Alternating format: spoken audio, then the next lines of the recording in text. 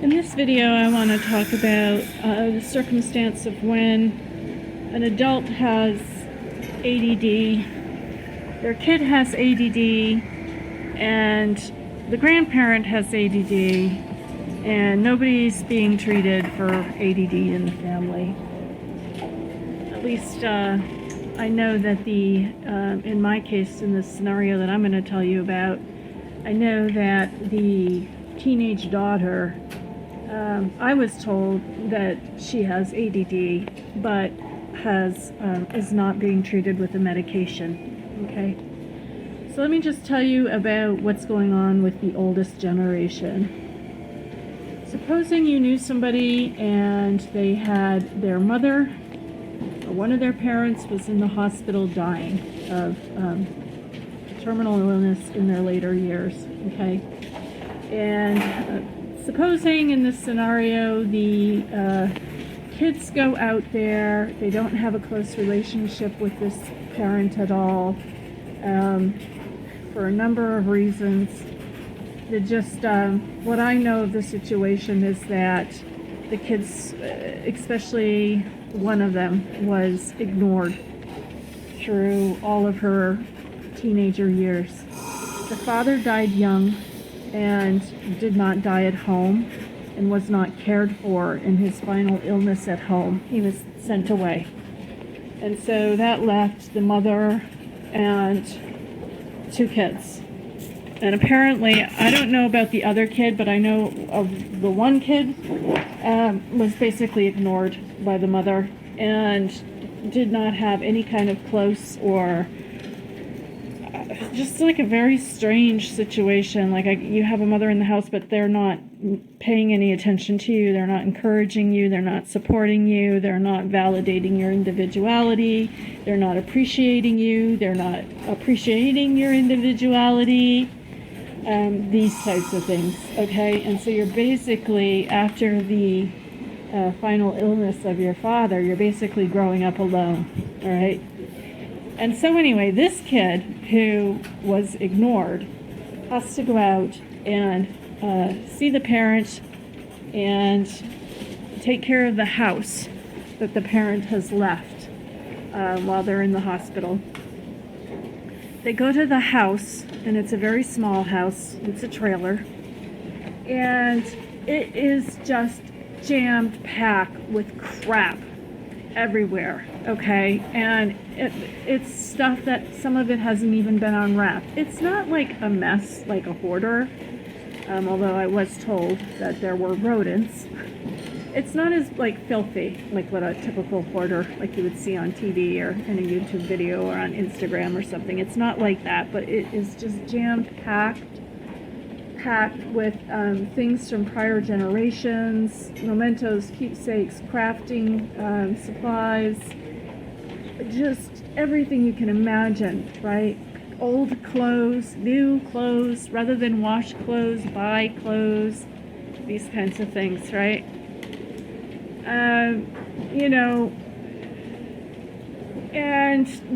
And this person isn't using half of the stuff and hasn't used half of the stuff, but seems to have some sort of compulsion to keep buying these things, right? And the person doesn't eat at all right. They live on a diet of candy and junk. Growing up, I get the idea that a junk diet was the fare of the day every day. There was no housekeeping, no substantial effort made at regular house cleaning. Like, can you imagine growing up, you don't have anybody doing your laundry, you don't have anybody helping you or telling you to keep your room clean. You eat frozen meals all the time and you eat off of paper plates. I mean, for the entire time you're growing up, okay? Not just once in a while like a family picnic. To me, that sounds like something is wrong with that person, okay? And I can't say that whether or not it's my opinion that person had ADD or was a narcissist of some kind, or just involved and in love with themselves and didn't care about anything else, or I don't know. Maybe it was OCD. I don't know. My guess is that if one of the children presents with ADD, that if this person has impulse control issues, keeps on buying, doesn't really use anything, can't do the laundry, can't keep a house in order, can't do like parental things like have your kid join a club or sport after school because they can't manage to, or can't manage or are not interested in picking you up. I don't know. I mean, to me it sounds like this whole thing, like the narcissism with the comorbidity of ADD, all right? And so anyway, even on the deathbed, this parent is still not acknowledging one of the children who goes out there and is there trying to, get a will established and a care order, like what do you want to do in your last wishes or whatever with your remains, to get a care order, so that it's a directive in place, so that if you do pass away that they know whether or not to try to revive you, these types of things, right? And the parent, this is the first generation, does not want to, have any kind of conversation about the end of life, the meaning of life, the love that you have for your family, your children. Doesn't want to speculate about anything beyond life. Has no emotional expression about facing one's impending death. Says they don't care what funeral arrangements you make. Just really doesn't care, has no directive, basically. And the only thing they're really concerned about is, when is my next bag of candy coming in from DoorDash, from the local Walmart. Okay. Let's say that daughter goes out there and that's what occurs with her, okay? And let's say that I think what happens is that the middle generation is clearly ADD, okay, and narcissistic. And if you've watched any of my prior videos, I've made a lot of them private because I don't want to have any of my information leaked back to my prior place of employment. So I'm going to have to figure out a way to maybe re-release those in a more anonymous way. But in any event, if you know my previous videos, you know that I have pretty good evidence, and it was my experience that this person is very narcissistic and ADD, afflicted, right? And you also know that, I was the one that ended up suffering because of all of this. But in any event, here's what happens, okay? One of the children is homeschooled, and there's two children. One does really well academically. The older one is very high IQ and, probably gifted in some sort of way. And he needs no extra attention paid to him to make sure he gets through with his work. But the younger one, who you have been hearing about now for the past 2 years, so between the ages of 10 and 12, is homeschooled and is woefully behind in all of their work. Now, why are they behind? Okay, for a number of different reasons. First of all, I was told in the very beginning that the daughter was taken in and tested for ADD, but the shrink says that she doesn't have it. I just don't believe it. I don't believe it. All of the things that I've been told about, the things that have gone on, that have happened, I don't think that that's a true story. If it is a true story, I would think if it were my kid, I would keep having her tested, okay? Something is not right. Something is not right. She doesn't want to do any of it. She's behind. She procrastinates. She puts everything off. She pretends that she's doing it during the day, and when the mother gets home, she hasn't really done anything, and so then the mother is forced to really more or less do it for her. Well, the problem is that the narcissistic ADD mother is highly controlling, has issues with control, and has pulled her kids out of public school for that reason, okay? So there is no trained educator working with this kid to either like get her caught up or to give her remedial work or to instill in her a better work habit as far as completing assignments and this sort of thing, because she can't let go of that kind of control and give it to the public school system. It's really like a shame, because I know that this kid is not getting properly educated. I don't know how. Maybe she hasn't admitted it to me. I know, like, if you're homeschooled, you still have to pass state exams and stuff. You still have to prove that your child is getting properly served and that they're meeting benchmarks, you know. But she's never admitted it to me. But if I had to guess, I don't think this kid has passed the last 2 years of exams, either in math or in language skills development, reading, writing, literacy, understanding what you're reading, you know. And that's just what I think. I think it went right down the line from the grandmother to the mother to the daughter. And the daughter is not getting treated, so there's no medication for, you know, this kid. And what I want to talk about in this video is just like, I'm not a doctor, so I can't tell you to medicate your kids if they have ADD, but I can surely tell you, please take them to the doctor and get them diagnosed. And my advice, my recommendation is whatever the school system, like, get your kid back into some kind of school system, and whatever they tell you or recommend, the teachers, I would do what they recommend, because they've seen hundreds of kids, and they've gotten hundreds of kids through school, and they know a kid who needs to be medicated. And the school really is not the parent's enemy.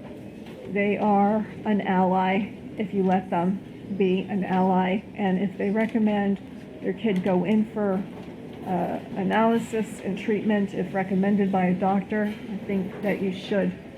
All right. Now, I looked up online today, like, what can happen to kids if they have ADD and you don't medicate them, okay? And it's just, to me, it's selfishness. If you have a kid and they're obviously got problems, and you're not willing to put them into services, free public services, and you're not willing to take them to a doctor and get them tested and find out what's at the bottom of it, and you're not medicating them. And so anyway, I'm just going to read to you what I found here. I just did a simple Google search. I didn't do Google Scholar or go to a medical library. This stuff is well known. It's well established, and I know all of this stuff already, just from being a parent myself. It says, and I've watched documentaries on this, it says, according to research, children with ADHD who are not treated may face negative outcomes in many areas of life, including school, relationships, and mental health. School. It says children with ADHD may have trouble paying attention in class, which can lead to poor grades and falling behind. Relationships. Children with ADHD may have difficulty controlling their emotions, which can lead to social problems like rejection from peers and trouble making friends. Mental health. Children with ADHD may have low self-esteem, depression, and anxiety. Okay? And then it goes on to say, some say that the risks of not treating ADHD should be considered over a lifetime, including the potential impact on academic achievement, job performance, and driving ability. However, others say that 1/3 of children don't need medication after 2 or 3 years. So some kids are gonna whatever, their nervous system is gonna develop, and maybe they'll grow out of it, okay? Other treatments can include coaching and counseling. Coaches can help children learn skills like goal setting, problem solving, and time management. All right. In the case of the middle generation, the woman who was going to see the parent who was in the hospital, and like how I've told you in the past in so many videos that are now private, very clear to me that this person has narcissism and ADD. I think the narcissism is not from having been spoiled, but from having been ignored. That's two common suspected causes of narcissism: either having been spoiled as a child or having, been neglected, emotionally neglected, and basically ignored. Okay, but anyway, looking more at those ADA symptoms with her, I don't know how she would have managed, because again, she would have grown up in a time when there was no diagnosis for ADD and there was no treatment yet.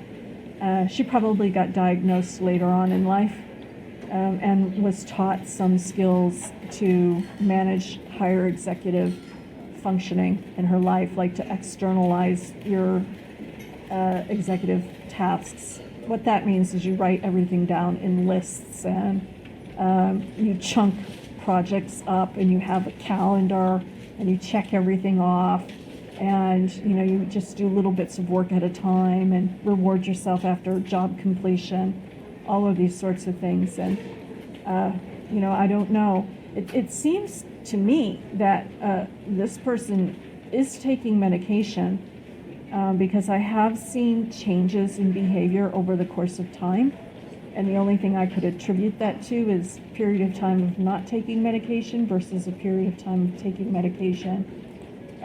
It's known too that sometimes people with ADD don't like to shower, brush their teeth, and they fall behind in personal hygiene. They don't like the sensory feeling of having to do all of those things, either in the morning when they're tired, and it's shocking to their system, or they're too disorganized to do it at night.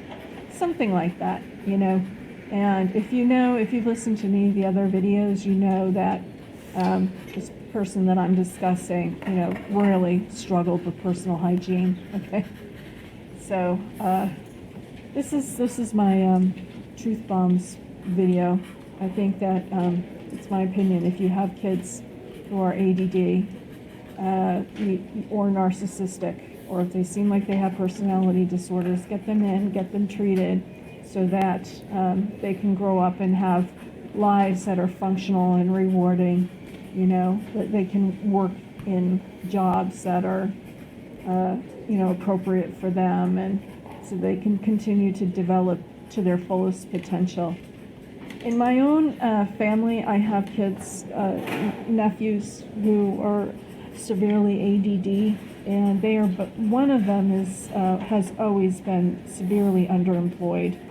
They're both super talented kids, very musically gifted, and the one that's underemployed was accepted into Juilliard School of Music. I mean, that's how talented he is, but he can barely hold a job. They both abuse drugs. They both had a very hard time getting through school, and this is even with the best of treatment. So imagine, they're in their 30s now, I would say, and they're doing better in life, but imagine if they hadn't had any treatment or care. You've got to get them in, and I just think get your kids treated. That's my truth bomb.